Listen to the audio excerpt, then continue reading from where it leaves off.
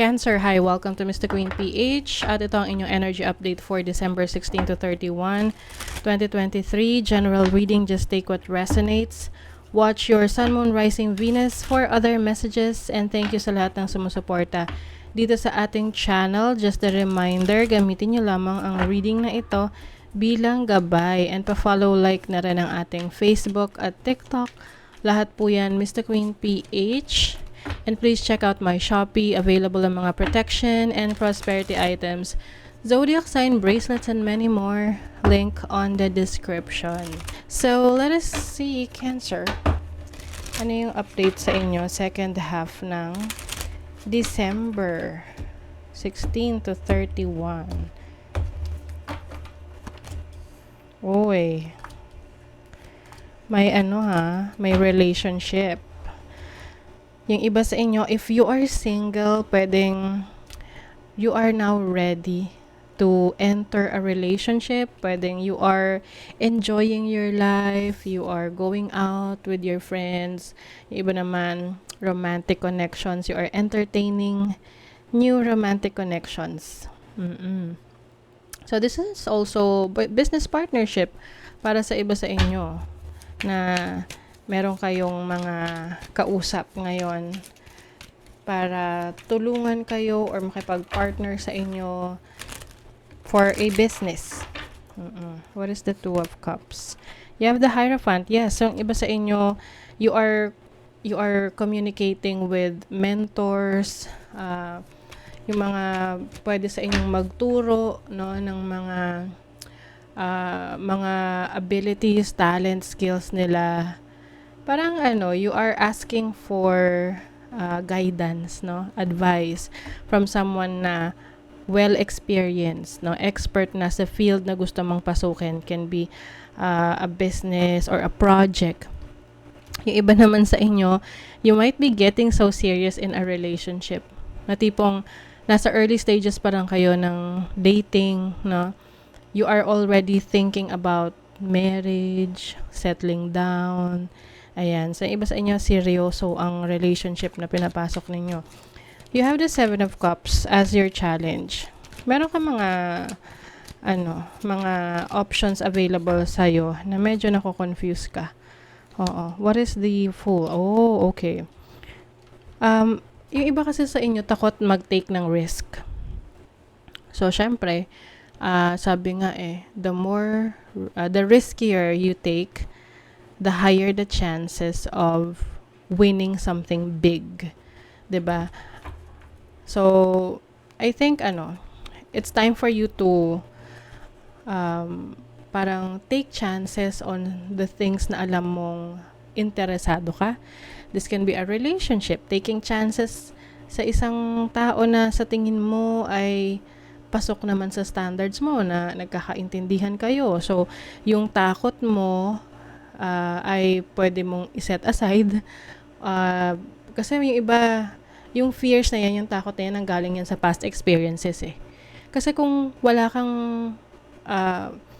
hindi magandang experience sa past mo, hindi ka matatakot na mag-entertain ng new relationships, new connections, because wala kang na-experience na traumatic event, no?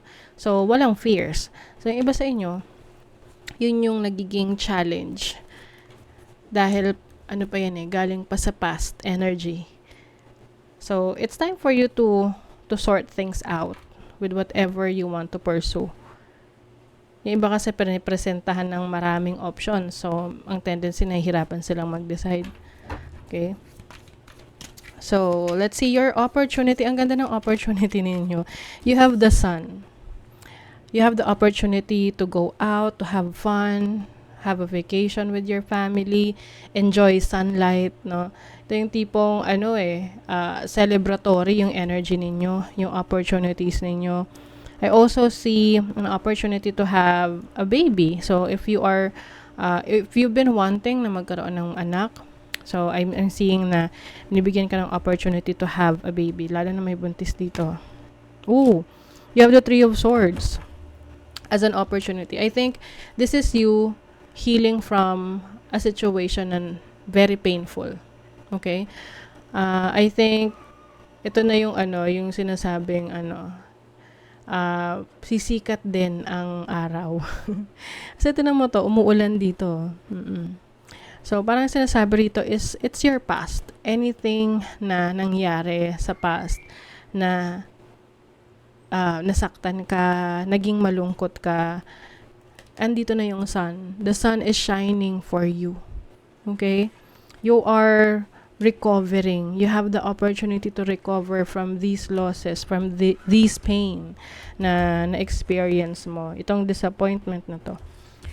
And then, your blessing is the Ace of Wands. So, this is a new opportunity, a new blessing, a new experience. Yung iba sa inyo may learning opportunities. This is related sa yung creativity. Yung iba, meron kayong matutuklasan na creative talents nyo pala. Hidden talents. Kasi kung wala ka namang ine-explore, wala ka madidiscover. 'Di ba? So, some of you are becoming more open in discovering new things about yourself. Yes, you could look at that. You have the Three of Cups, celebration.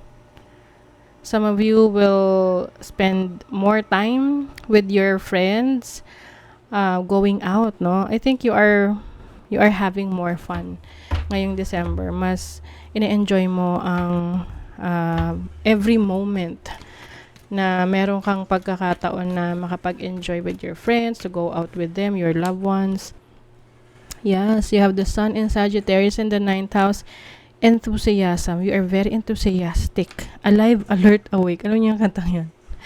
Oo. So, there's so much energy in you, Cancer. Ngayong December 16 to 31, you're going to be traveling more, doing a lot of things, and also learning. You have Saturn in the 2nd house in Taurus. Maraming makakapansin sa upgrade ng iyong finances. Pwede kasing may mga bibilhin kang bagong gamit, bagong sasakyan, bagong properties that pwedeng ang tingin ng iba dyan is nag-flex ka. But actually, you're just proud of your achievements. And who cares, no? Hayaan mo sila na mag-isip na kung ano-ano. Kasi usually, mga ganon, naiinggit, no? But if you know sa sarili mo na you are showing off or you are flexing because you are proud of it, you've earned it, pinaghirapan mo yan, di ba? So you have Moon in Virgo in the 6th house, yes. You're trying to organize things, maaring ngayon, nagsisimula ka ng ayusin yung schedule mo for 2024, na ito yung gagawin mo, yung mga tinatawag nilang New Year's resolution, or meron ka nang inaayos, nagdi-declutter ka, naglilinis ka na ng bahay, nagre-rearrange ng furnitures.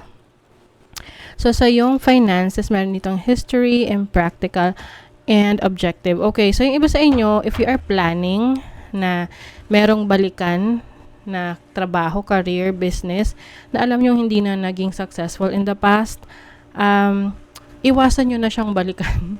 Kasi parang hindi siya practical na balikan. Oo. At mag-focus ka sa mga bagong goals mo. Yun yung parang like a new beginning, a new opportunity, a new path na iti-take mo.